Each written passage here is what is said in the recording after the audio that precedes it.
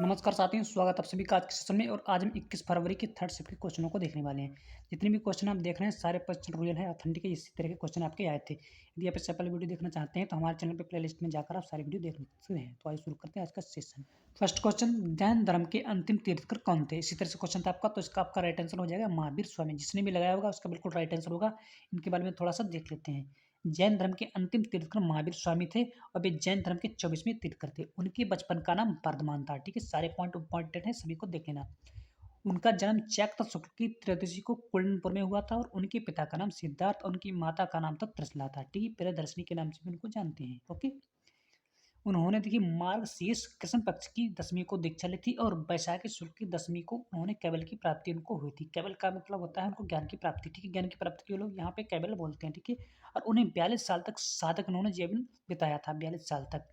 कार्तिक महीने की कृष्ण पक्ष की अमावस्या को पावापुरी में 72 वर्ष की उम्र में उनका निर्वाण हो गया। निर्वाण का मतलब होता है उनकी मृत्यु हो गई। ओके, और जैन धर्मावलंबियों के मुताबिक उनका प्रतीक चिन्ह सिंह है, यानी कि शेर है। ठीक है, प्रतीक चिन्ह कई बार पूछा जाता है, इंपॉर्टेंट है, ध्यान रख लेना।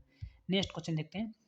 अखिल भारतीय महासंघ की स्थापना कब हुई थी? ठीक है, तो अखिल भारतीय महासंघ की स्थापना आपकी 1917 ईस्वी में हुई थी। जिसने भी लगाया होगा बिल्कुल बिल्कुल राइट आंसर होगा। इनके बारे में थोड़ा सा देख लेते हैं। देखिए, ईयू अखिल भारतीय संघ इस तरह की मिलती जुलती तीन संस्थाएं होती हैं, सभी को क्रम से देख लेंगे। ठीक है, देखिए भारतीय महिला संघ की स्थापना 1917 ईस्वी में। देखिए, यदि महिला संघ के बारे में पूछा गया तो आपको 1917 ही बताना था। ठीक है, और इसकी स्थापना एनी बेंसेंट, मार्गरेट कजिन्स, थोरोथ जिनरोज दास और अन्य लोगों ने की थी। और इसकी स्थापना मद्रास के अडार में हुई थी। ठीक है, अडार में हुई थी। और भारतीय राष्ट्रीय महिला संघ की स्थापना देखो, देखिए ये भारतीय राष्ट्रीय महिला संघ है और भारतीय राष्ट्रीय महिला महासंघ है। इसकी स्थापना 4 जून 1954 को हुई थी।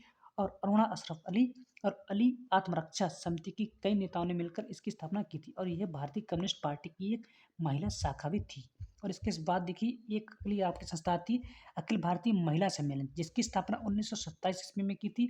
और जो कि इसकी जो स्थापना थी मार्गरेट कजिन्स ने की थी। और यह दिल्ली में स्थित एक गैर सरकारी संगठन भी है। ओके, और अखिल भारतीय महिला कांग्रेस की स्थापना जो है 1940 में भी, ये एक तीसरा है, उससे मिलता जुलता सेम टू सेम। और इसकी जो स्थापना 1940 ईस्वी में होती क्या है, अखिल भारतीय महिला कांग्रेस। ठीक है, और यह भारतीय राष्ट्रीय कांग्रेस की एक महिला शाखा है। ओके, नेक्स्ट क्वेश्चन देखते हैं, सभी को ध्यान से देख लेना एक बार। बोलने की स्वतंत्रता कौन से आर्टिकल में है या कौन से अनुच्छेद में? इस तरह से क्वेश्चन था, तो राइट आंसर हो जाएगा अनुच्छेद 19 के अंतर्गत। ठीक है, 19 के 1 और 19 के जितने भी खंड हैं उन सभी में। इनके बारे में थोड़ा सा देख लेते हैं। देखिए, भारतीय संविधान के अनुच्छेद 19(1) में बोलने तथा अभिव्यक्ति की स्वतंत्र की आज़ादी का अधिकार, और ये एक मौलिक अधिकार है मानव के लिए। ओके, और यह अनुच्छेद 19(1) के नागरिकों में क्षेत्र की आज़ादी की गारंटी देता है। ओके, और इसके साथ साथ देखिए अनुच्छेद के 19 के खंड 2 वाला जो है वो अलग अलग विचारों में के हित में इस आज़ादी पर उचित प्रतिबंध लगाने के लिए कानून बनाने को जो है राज्य की को शक्ति देता है। उच्चतम न्यायालय ने कई मामलों में इस आज़ादी से जुड़े फैसले भी दिए हैं। नेक्स्ट क्वेश्चन देखते हैं। असद अली का संबंध किस वादन से है? इसी तरह से क्वेश्चन था, तो ये रुद्र बीणा वादक है। कौन है? रुद्र बीणा वादक। जिसने भी लगाया उसका बिल्कुल राइट आंसर होगा। इसके बारे में थोड़ा सा लिखते थे। असद अली खान, देखिए उनका जो जन्म है वो 1 दिसंबर 1937 ईस्वी को अलवर में हुआ था और उनका निधन 14 जून 2011 को नई दिल्ली में हो गया था। वे जो हैं जयपुर बीकर घराने से संबंध रखते हैं और वे रुद्र बीणा के अंतिम जीवित उस्तादों में थे। केवल एक ही थे बचे थे कि, और उन्होंने रुद्र बीणा के संरक्षण और प्रचार के लिए बहुत ही अहम भूमिका निभाई थी। और इसके लिए उनको 2008 में उन्हें पद्म भूषण से भी सम्मानित किया जा चुका है। ओके, नेक्स्ट क्वेश्चन देखते हैं। पंजाब का प्रमुख नृत्य कौन सा है? ठीक है, तो पंजाब का जो प्रमुख नृत्य आपका है वो गिद्ध है। जिसने भी लगाया होगा गिद्धा उसका राइट आंसर होगा। ठीक है, पंजाब के सबसे जो प्रसिद्ध दो नृत्य कौन कौन से? एक तो भांगड़ा और एक गिद्ध। इनके बारे में विस्तार से देख लेते हैं। भांगड़ा पुरुषों द्वारा किए जाने वाला प्रसिद्ध लोक नृत्य है और जो कि खासतौर पर बैसाखी के अवसर पर किया जाता है। इसमें ऊर्जावान और जोशीले स्टेप्स होते हैं। अब दूसरा आपका जो है गिद्ध है, और गिद्ध जो है वो पंजाब की महिलाओं के द्वारा किए जाने वाले पारंपरिक नृत्य है, जिसमें नृत्य के साथ बोलियां लोकगीत भी गाई जाती हैं। ओके, और ये जो दोनों नृत्य है पंजाब की संस्कृति और खुशहाली के प्रतीक माने जाते हैं। ओके, सबसे प्रसिद्ध नृत्य है। नेक्स्ट क्वेश्चन देखते हैं फिर। 2024 में वायुसेना के अध्यक्ष कौन है? ठीक है, तो 2024 में वर्तमान में इस तरह से पूछा गया था, तो एयर मार्शल अमरप्रीत सिंह। ठीक है, अमरप्रीत सिंह जो है वो वायुसेना के अध्यक्ष हैं। इनके बारे में थोड़ा सा देख लेते हैं। ठीक है, 2024 में भारतीय वायुसेना के जो चीफ मार्शल थे वो अमरप्रीत सिंह को बनाया गया था और उन्होंने 30 सितंबर 2024 को एयर चीफ मार्शल विवेक राम चौधरी के स्थान पर उन्होंने पदभार संभाला था, ठीक है। यानी विवेकानंद चौधरी चौथे उनके निकलने के बाद उनकी जगह पर उन्होंने स्थान लिया था। और इनकी जो आपकी वायुसेना की जो स्थापना है, वायुसेना की स्थापना 8 अक्टूबर 1932 को हुई थी। और इस वायुसेना का जो आदर्श वाक्य है वो आपका है, नमा स्पर्श दीप्तम, ठीक है, जिसका अर्थ है आकाश को छुओ और गौरव के साथ, ठीक है। और इसका जो मुख्यालय है वो नई दिल्ली में स्थित है। और देखिए इसकी कमांड की बात करें तो देखिए इसकी कई कमांड हैं, जिसकी 7 कमांडों के बारे में इसमें कहा गया है, इनको देख लेते हैं। देखिए ये भी पूछा जा सकता है क्वेश्चन जैसे कि हमारी पश्चिम वायु कमान जो है वो नई दिल्ली में इसका मुख्यालय है। पूर्वी वायु कमान का मुख्यालय आपका शिलांग में है, ये शिलांग में स्थित है, ठीक है। मध्य वायु कमान जो है वो प्रयागराज में इसका मुख्यालय है। दक्षिण वायु कमान का मुख्यालय तिरुवनंतपुरम में, और दक्षिण पश्चिम वायु कमान का है गांधीनगर में। और इसके साथ प्रशिक्षण कमान जो आपकी है वो बेंगलुरु में स्थित है। और रखरखाव कमान जो आपकी है वो नागपुर में स्थित है। ओके, नेक्स्ट क्वेश्चन देखते हैं फिर। पहली पंचवर्षीय योजना का मुख्य उद्देश्य क्या था, ठीक है। तो पहली पंचवर्षीय योजना का जो मुख्य उद्देश्य था वो कृषि का विकास करने पर आधारित थी, ठीक है, यानी कृषि के विकास पर आधारित थी। जिसने भी लगाया होगा इस तरह का बिल्कुल राइट आंसर होगा। इसके बारे में थोड़ा सा देख लेते हैं। ठीक है, प्रथम पंचवर्षीय योजना का जो आदर्श भाग था वो कृषि का विकास करना ही था। और इसका जो उद्देश्य था राष्ट्र के विभाजन, द्वितीय विश्व युद्ध के कारण उत्पन्न विभिन्न समस्याओं का समाधान करना भी था।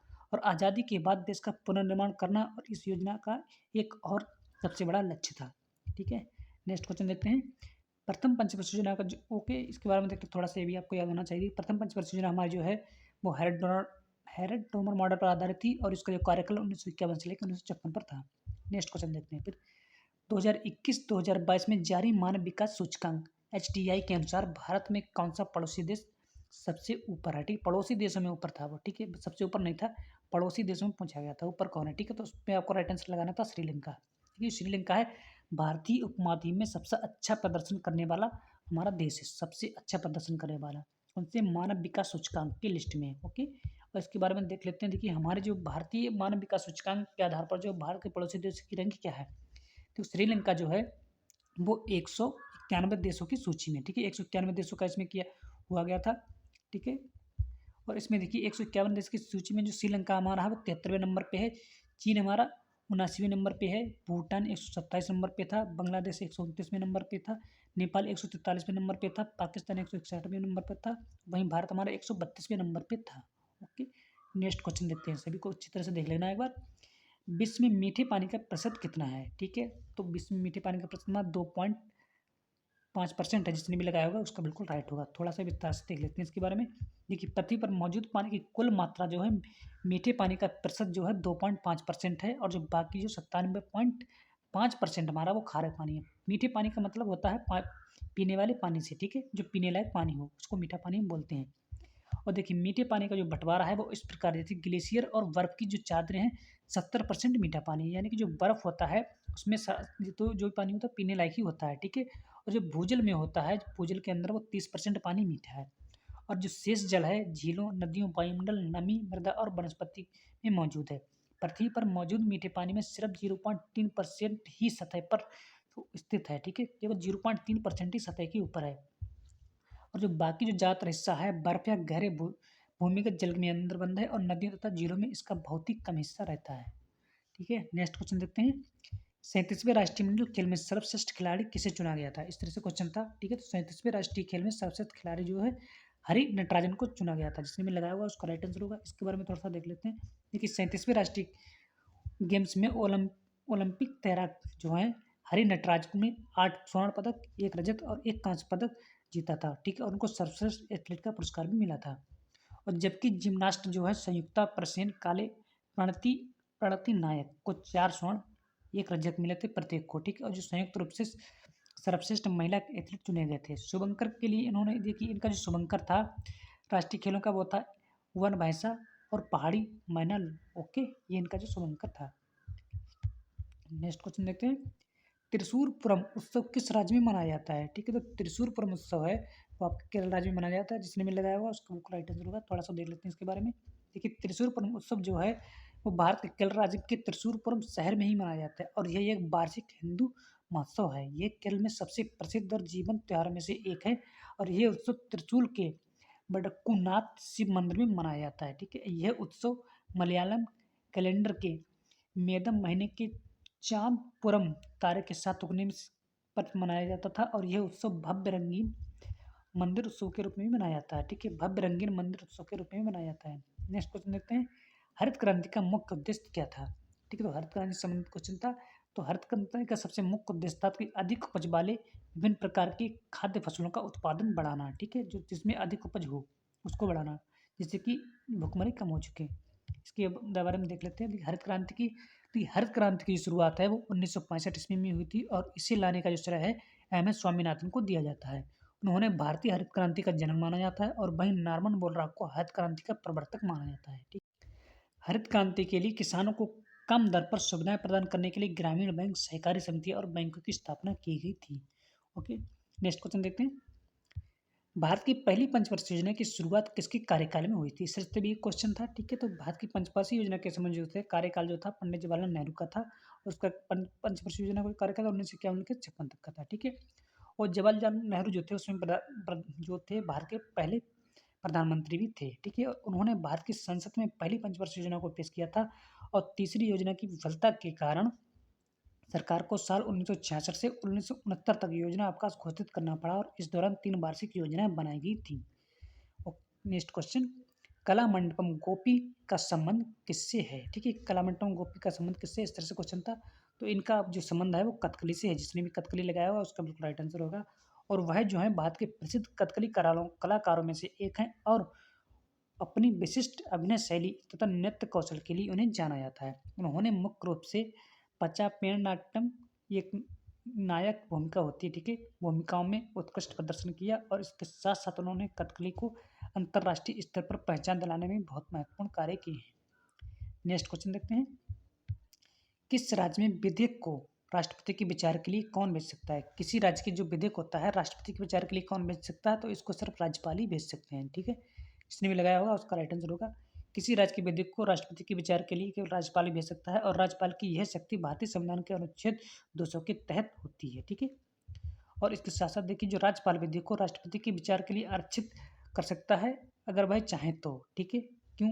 निम्न कारण हो सकते हैं, जैसे कि विधेयक संविधान के प्रावधानों के खिलाफ हो तो वह भेज सकता है, विधेयक राज्य की नीति सिद्धांतों के खिलाफ हो तो भेज सकता है, विधेयक देश की व्यापक हित के खिलाफ हो तो भी वह भेज सकता है, विधेयक गंभीर राष्ट्रीय महत्व का हो और दूसरा ये भी कारण हो सकता है कि विधेयक राज्य उच्च न्यायालय की स्थिति को खतरे में डालता हो, ठीक है? ये सारे कारण हो सकते हैं जिससे कि जो राज्यपाल है विधेयक को राष्ट्रपति के पास भेज सकता है। इसी के साथ आपके सारे क्वेश्चन समाप्त होते हैं। वीडियो अच्छा लगा तो वीडियो को लाइक करें, चैनल को कर लें सब्सक्राइब। यदि आप चाहते हैं सबसे पहले वीडियो आपके 5 मिनट थे तो बेल आइकन को जरूर ऑन कर लें।